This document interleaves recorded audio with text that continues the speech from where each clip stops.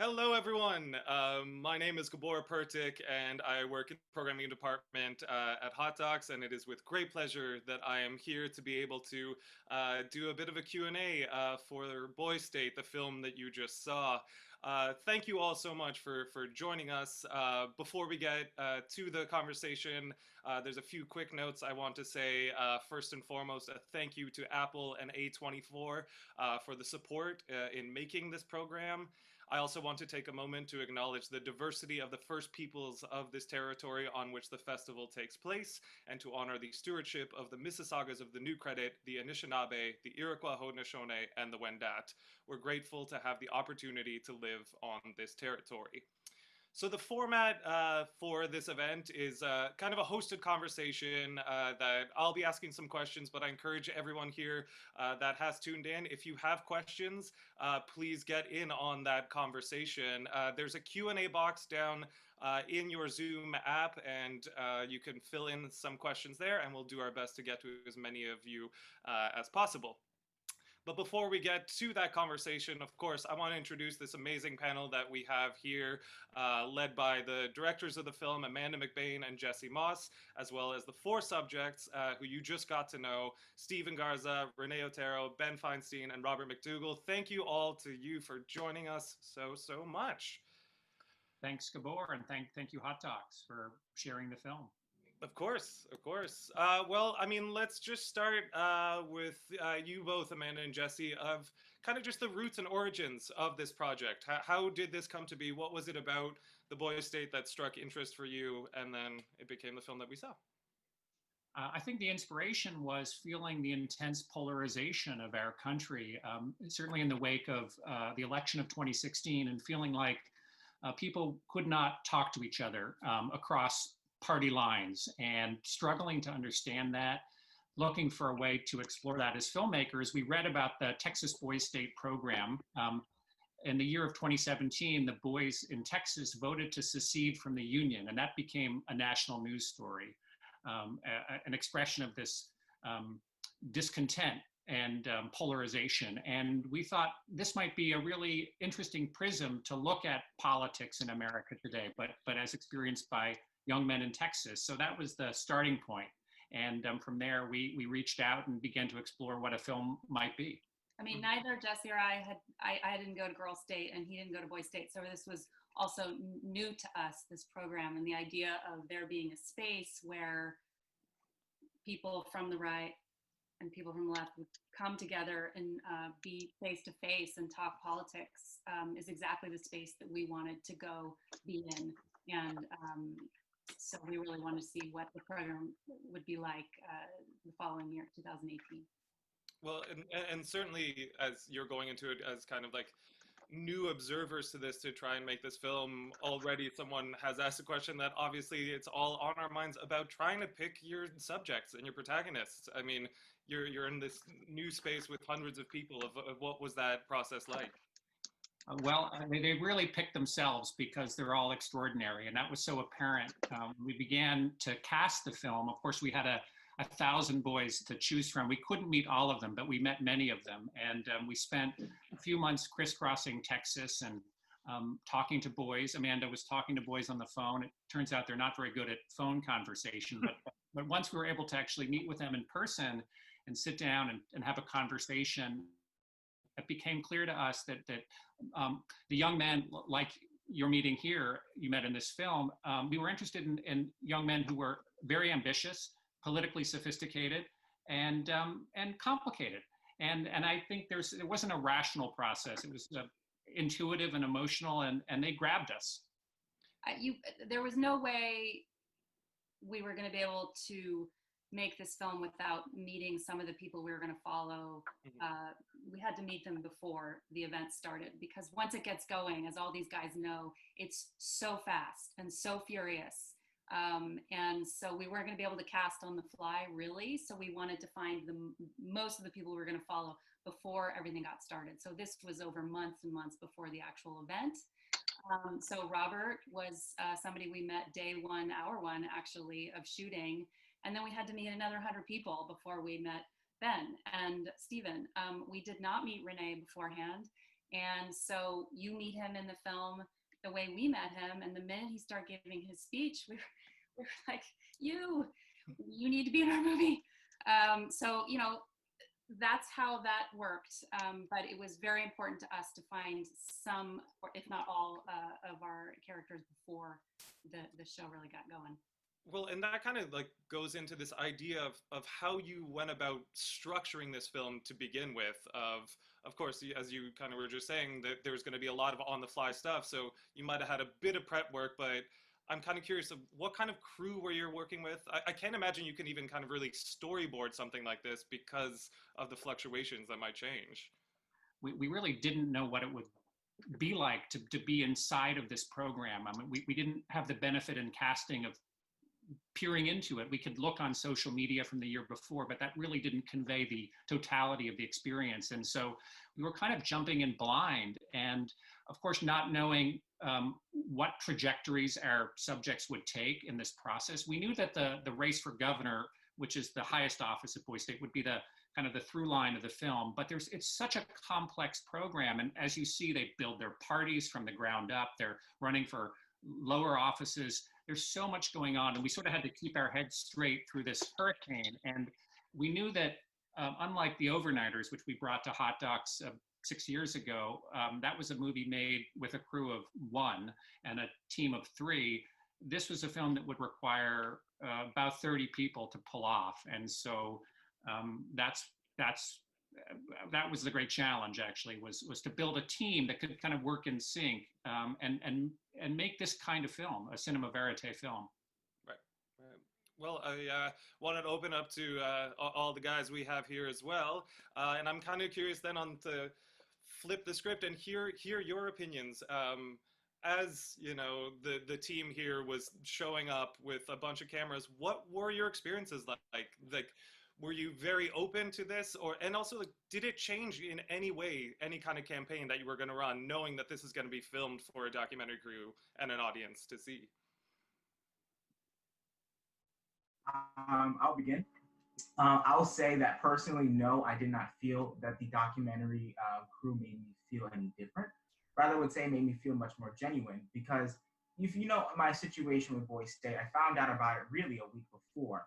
I was signed up for it while I was at a debate tournament, and I didn't know anything about it. I show up, and my parents are like, Renee, there's not a lot of folks that look like you around here. There's not, your views are not really going to be supported. So I came in there with the intention of changing to survive.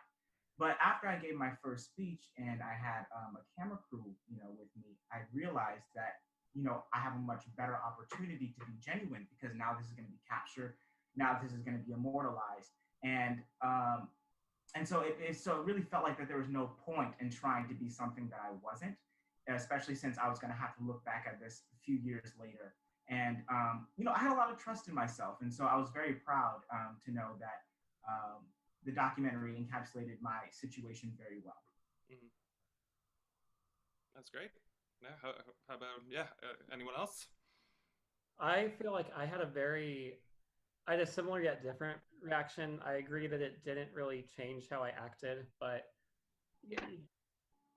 I mean, it was interesting. I didn't even think about it as a platform. It didn't go through my head. Like when I was at Boise State, I was at Boise State, and what the documentary can't really capture just by virtue of the medium is you're going on 4 hours of sleep a night. I walked like 38 hours or 38 miles in a week, and it's crazy. And, the cameras were just kind of there. And occasionally I'd have to step around the cameraman, and then I'd remember, they'd mic me up every morning and, outside of my dorm. But 99% of the time, I was just so focused on what was going on that it just totally faded out. And for me, with having the cameras following me the whole time, that, like the other guy said, didn't have too much of an effect on what I chose to do or how I chose to do things there. It did push me, however, to want to go for the top office. I think I would have gone for governor either way, but the pressure of the cameras certainly pushed me towards that. Yeah, I'm not sure to what effect the camera has. I believe it has some effect, what that effect is, I have no idea yet. As I rewatch the film and I think about it, I still struggle to get on the ballot with a camera crew following me around. It brings some attention, you know, but I feel very, very natural to me. I mean, it's just a slightly bigger phone camera, and you know, phones have been around my entire life filming me, and you know, been in situations where we're being filmed. So it was just very. There were some cases where they would, you know, say, pretend we're not here and put the camera next to your face, and I would burst out laughing. But then I got really used to that pretty quickly. But like Steven said, the process still felt largely natural. That's good to hear. That's good to hear. And to jump off your point, Steve, we have someone asking, why did or do you feel like bipartisanship is important as an important tool in winning an election? Right. Well, Canadian politics is very parliamentarian, or it's a parliamentary system, and I really wish that we had that here in the U.S. I think a diversity of parties would definitely help the general health of the republic. Here in the United States, we have a very basically a two-party system, and even within those two parties, there are different factions. Right, in the Democratic Party, you have the progressives versus the more moderate centrist Democrats. Republican Party, you have the mainstream Republicans, the Tea Party, the Libertarian caucuses. So even within the parties, there is not a whole lot of agreement on some issues. And so to win an election, even if you're running as a progressive Democrat, you're not going to win on just the progressive Democratic vote. If you're running as a Libertarian Republican, you're not going to win just on the Libertarian Republican vote. You need to reach out across the aisle and try to get those people who maybe you didn't know you had more in common with than you believed. Mm-hmm. And do you all think, like, kind of like going forward, obviously so much has changed within the last few months and this year, in terms of like this idea of, you know, rallies or debates, you know, and we have to consider how these things are going to change. Is it fundamental in this campaign process to have that kind of model, or should politicians start to be thinking about, you know, different ways to strategize and go forth? To answer that, you know, anytime where I think about American politics, I always remind myself that it should never be what it is right now. And so there's a very interesting psychology when it comes to the American political system. Again, since we have such a rigid two-party system, there's a rugged sense of individualism, as in you are either a Democrat, you are either a Republican. So like the office of the president becomes a very much so ceremonial position as much as it is an executive one. You have a president who identifies as a Republican, you know, saying all kinds of unabashed crazy things and refusing to even make the blanket, you know, simple statement that the public execution of Black bodies by police in the streets is a horrible thing.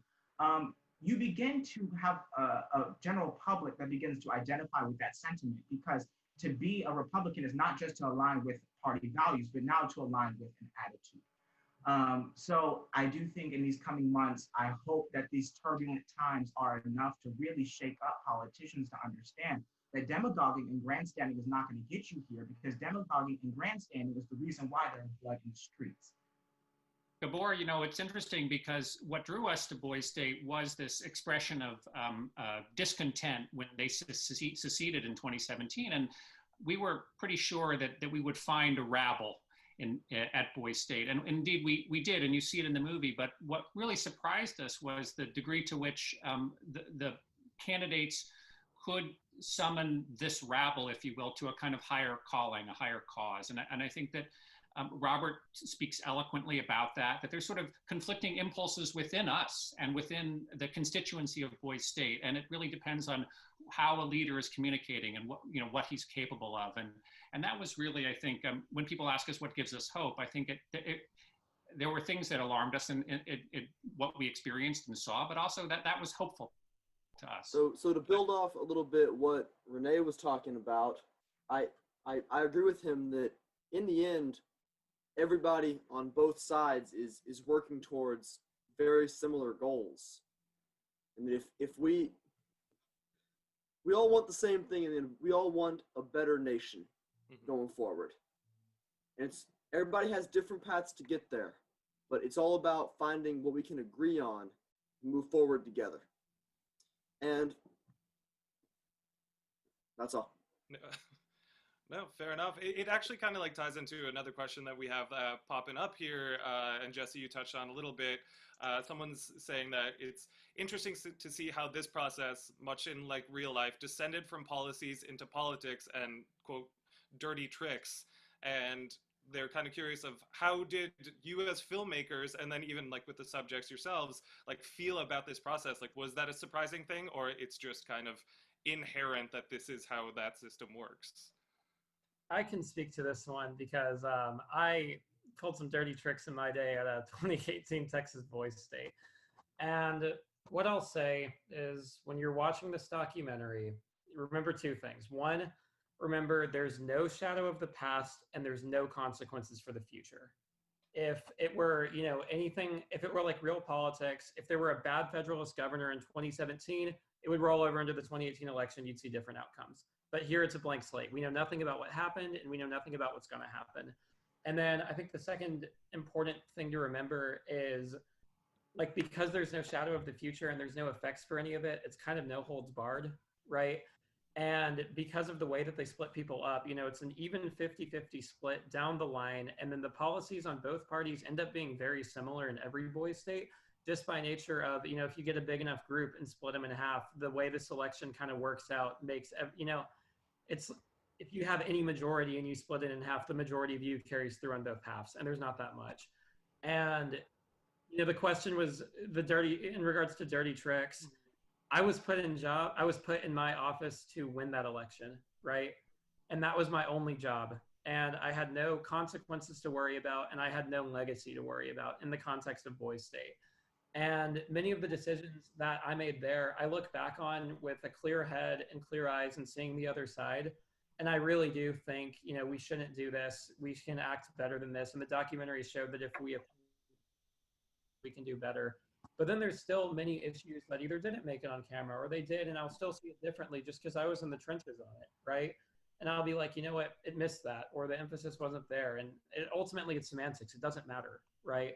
It was a summer program from 2 years ago, and like I learned my lesson, and if we can all get a lesson out of it, that's what's important. What I feel like the ultimate lesson should be is in our system, we do have consequences for our actions, right? If you demagogue on someone, or if you say something that isn't true, or if you just spread a rumor that's very toxic, it hurts an individual and it hurts the system as a whole. And we have a responsibility to our country, to our better angels, as James Madison said, to do better than that. And I feel like it's, the documentary isn't a direct parallel, but I also feel like there's a lot of important lessons that we need to get from it if we're going to get to a healthy place. I think Ben, as you pointed out, there are no real stakes to the Boys State as a government, but there were stakes for you as individuals, as young men going through this. And actually, we do. I mean, the experience was intense, as you've talked about, and I think it really forced you to kind of come to terms with some of these very important questions. And I think that was the privilege for us as filmmakers to see you wrestle with these choices. And now, 2 years later, to kind of look back on them, it's been fascinating. Gabor, what drew us to Boys State was that it was a complex simulation, and of course, it doesn't reproduce every aspect of American politics, but it is both very analog, and that you've got, Stephen has to shake a lot of hands and get signatures on the ballot, and so does Robert, and then you have social media, and there are really layers to the process. So it's not a perfect simulation of the American political system, but it's pretty darn complicated. Mm-hmm. There's even a news network within it. So I think it offered us, some really interesting kind of facets of what is a complex process. I mean, we couldn't, of course, as some of you guys have pointed out before, I mean, what's missing is lobbyists, right? There's not money in the system as a factor. There's some things that are important in our system that are missing.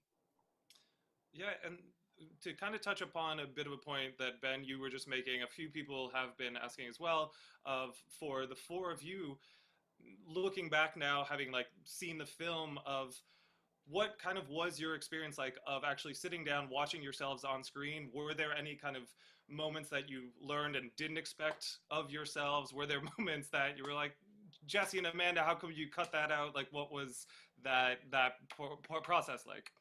So similar to Ben, I can speak on the dirty tricks a little bit, and I see that somebody in the Q&A section has also kind of asked this.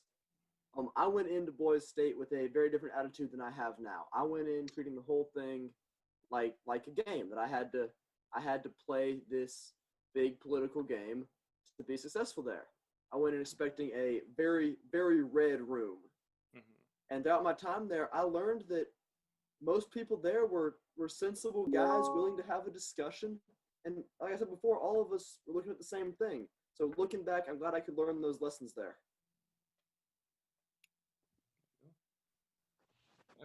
But like Renee or Steven, how did you feel about kind of like your portrayals and like the takeaways looking back of where you were then to where you are now? I'll say for one, it was finally nice to know that I finally got my other ear pierced. You know, I hit puberty and my dream of being a politician died. But but it's not solely because Boys State. But what I did learn is that throughout that entire process and watching myself on that screen, is that I don't necessarily have like this, I guess, the stomach or the patience for the political ongoings. I still have a passion for politics, but I learned that with my speaking and with my ability to outreach and network, my interaction with politics needs to be different than being a politician. If that makes any sense. Yeah, well, looking back at it, God, am I really awkward at the very half of the beginning. We all are. Well, and so what I really love, and I'll say something about the film that I didn't know happened at Boys State until I watched the film, was Robert lying about what his views were. I was clapping and like hollering in my seat because I was so excited about it. Because it was just a swerve that I wasn't expecting at all. It is really his interview there where he explains lying in politics is, I think, my favorite part of the film. So looking back at it, it's interesting. We're all different. It's been that event happened 2 years ago last week, I believe, and we've all grown up. All of us are in college right now, and we've kind of adapted our views a little bit and kind of changed. Like Renee, Renee doesn't, his political aspirations died. Myself, I'm still in it. But looking back at it, it's just it's really nice to see how we've all matured, because we're all still very much in touch and in contact with each other, and we moved on from those events as well. Even we everybody walked away with a bad taste in their mouth following the program, but we've all reconciled since. Absolutely, and just to kind of add on to that, I feel like I have a unique perspective on the question because I was the only Federalist that was like one of the main four. I think I met Renee, that scene where we were shaking hands before everything went down. I met him there, and then the next day we were at war with each other. I think I met Steven once throughout. Mm-hmm. Maybe I don't even remember. Not on camera. We never met on camera. I did, and even during the week, right? I mean, we were just in totally different departments doing different things and caught up. And Robert I knew from before, but I mean, we shook hands once or twice throughout the whole week, and I've gotten to know 3 amazing, talented, smart young men now, and that's just something about the program, and it's inherent to it. But like I never got a chance to get to sit down and know these guys that I was campaigning against the entire time. My job was to win, and I didn't see them as people. I saw them as obstacles, right? And that's in our politics and our political system. It should never come down to that, because at the end of the day, we all have to share the country, right? And in Boys State, it makes sense, but when I see it happening in Washington, that turns me off. So, there was an opportunity with this film that you normally don't have in a political campaign film, which is that they typically they focus on one candidate in one party, but access to the world of Boys State afforded us the opportunity to film on both sides and both parties and both candidates, and I think that's really extraordinary. And I mean, I'm very grateful to all of them for their honesty. I mean, to Robert for just kind of walking us through his thinking. And I think, we weren't sure that we'd be able to interview our subjects because things do move so fast in Boys State, but we built a set and we sort of dragged them away from whatever was happening, said, you got to sit here and we need to know what you're thinking and what you're working out in your head. And they were all, it was almost like a therapeutic space. I don't know if you guys would describe it that way, but for us, it was really important to have a half an hour to just check in and really hear what you were working through. And that to us is really, I mean, the film is incredibly dramatic in ways we never expected it to be. But I think your honesty in those conversations really is kind of the ballast of the film too. Well, and we have like a lot of questions coming in, obviously, about wondering if there's potentially any like follow-ups to do like the girl state version, but there's a couple of interesting things fused into these questions as well. Of one, what was the focus of reasoning of that you went into boy state to begin with and not girl state? And the other is, how do any of you think the program would be different if it wasn't gender segregated?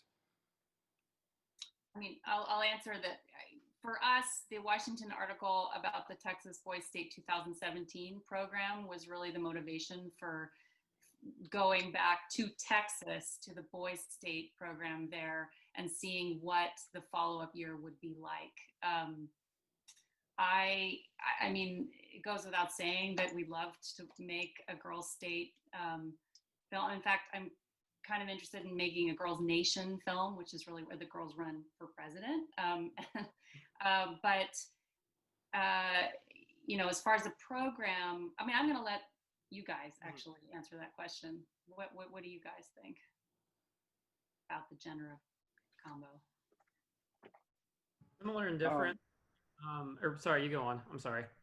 No, you're good. I was just saying, I do. As me and Ben went back to Boy State as counselors. I went as a counselor last year, and we did virtual Boy State this year, which you can imagine how that went. It went actually very well, actually.